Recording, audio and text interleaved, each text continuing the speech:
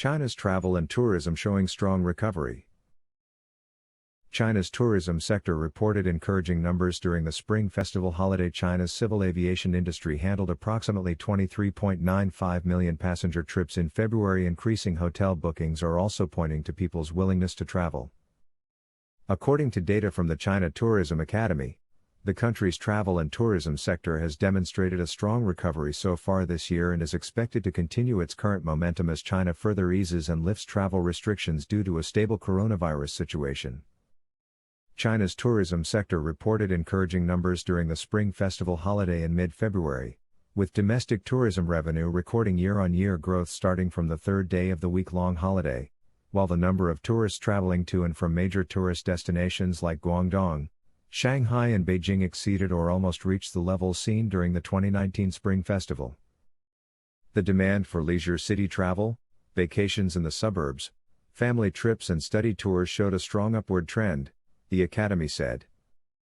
The country's civil aviation industry handled approximately 23.95 million passenger trips in February, a jump of 187.1% year-on-year, the latest data from the Civil Aviation Administration of China showed.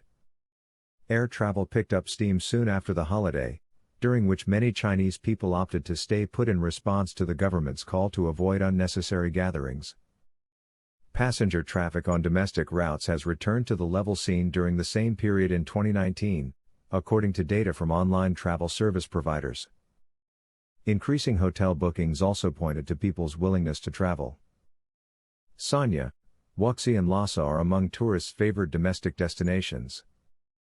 The number of hotel reservations on May 1, the first day of the 5-day May Day holiday, has exceeded the number from the same day in 2019, the data showed. Beijing has relaxed COVID-19 restrictions as the Chinese capital has seen no new locally transmitted cases for over a month.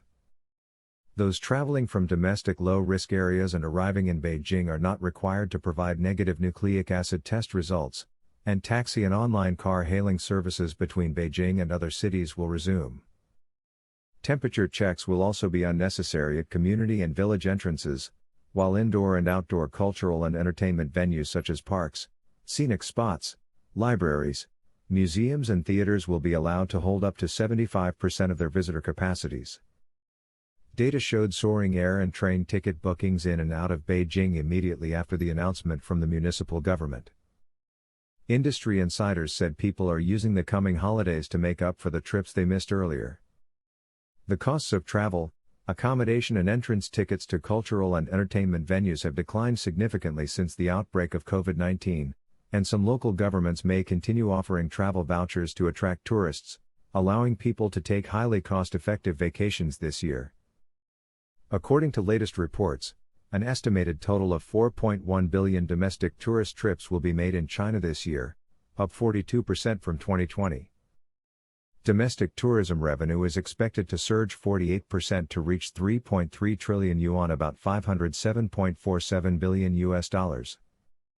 China's economic growth gathered steam in the first 2 months of 2021, with major economic indicators such as industrial output, retail sales and fixed asset investment all surging more than 30%, according to data released by the National Bureau of Statistics today.